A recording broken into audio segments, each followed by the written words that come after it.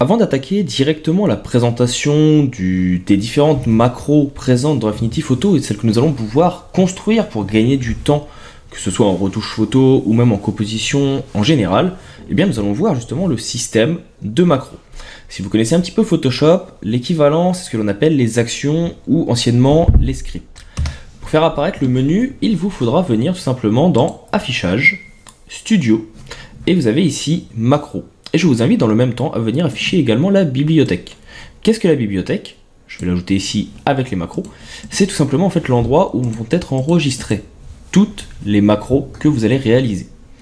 Alors, on va voir le menu tout de suite ensemble. Vous allez voir, c'était pas très compliqué. Déjà pour la bibliothèque, ici vous voyez que vous avez déjà les éléments de base. Passé en noir et blanc, à la façon basique. Nous on verra une autre façon de le faire dans la suite du tutoriel.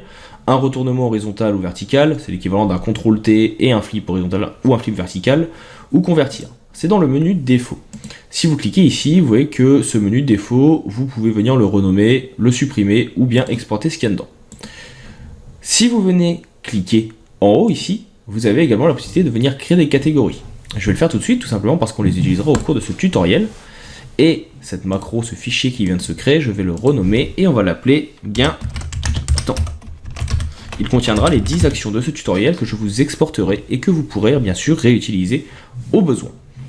Pour ce qui est du système de macro, c'est relativement simple. C'est vraiment le plus basique du plus basique. Quelques boutons en haut à connaître. Enregistrement, qui va lancer l'enregistrement de la macro.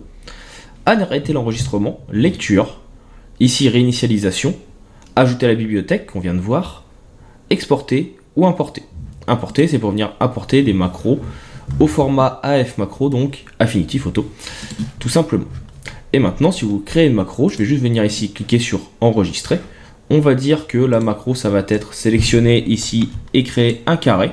Vous voyez qu'il vous définit une trame, qu'il va falloir venir le remplir d'une couleur qui sera ici du noir, et que, alors, pourtant pour moi en plus, j'ai oublié de le dire, qu'il faudra par exemple créer un calque pour que cela fonctionne. Là, je vais venir arrêter ma macro. Et si je désélectionne tout, on verra que rien ne marchera. Tout simplement parce que, pour moi, si je viens supprimer le calque et que je reviens à 0, si je lance ma macro, il va donc le faire dans ce sens-là. Petite erreur de ma part, il faudrait d'abord ajouter un calque pixel pour ensuite venir faire le reste. Et bien c'est là toute la magie de la macro. Normalement, vous pouvez venir donc sélectionner les différents éléments déjà pour les décocher si vous avez fait une erreur. Le souci qu'on va avoir avec la macro dans Affinity Photo, par contre, c'est qu'on ne va pas pouvoir venir replacer par-dessus. Il faudra donc réinitialiser et recommencer.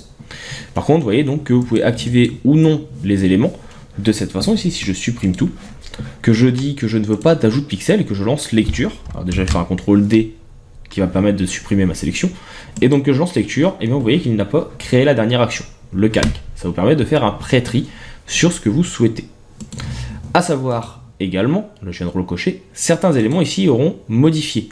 Tout simplement parce qu'ici, la sélection que nous avons faite, au format carré, vous allez pouvoir lui ajouter, si vous le voulez, un contour progressif, définir si c'est un nouveau carré de sélection, s'il doit être ajouté, soustrait ou en intersection à chaque fois. Ça, vous pouvez le définir par la suite. Si jamais votre action ne vous plaît pas, on clique ici, ça réinitialise et on recommence à 0. Si votre action au contraire vous plaît, donc là imaginons que j'enregistre une action, cette fois dans le bon sens, je crée un calque, je prends la sélection, je crée un format carré, je le remplis de noir et j'arrête. Donc là, ça me plaît pas mal. Eh bien, je pouvais venir ici donc l'ajouter à la bibliothèque. Il va vous demander quelle bibliothèque, par exemple ça sera gain de temps ou défaut, le nom que vous allez lui donner, là je vais l'appeler test, et je clique sur OK. Et maintenant, si je viens dans défaut, j'ai test avec les 3 étapes qui le concernent. Et si je viens supprimer les calques, qui sont ici, et que je clique juste sur test, automatiquement il met en place les 3 actions que j'ai réalisées juste avant en macro. Maintenant que vous avez, je pense, compris le principe, nous allons pouvoir attaquer la présentation des 10 macros qui vous permettront de faire un gain de temps assez considérable dans vos compositions. Je vous dis à tout de suite pour cette partie cas pratique.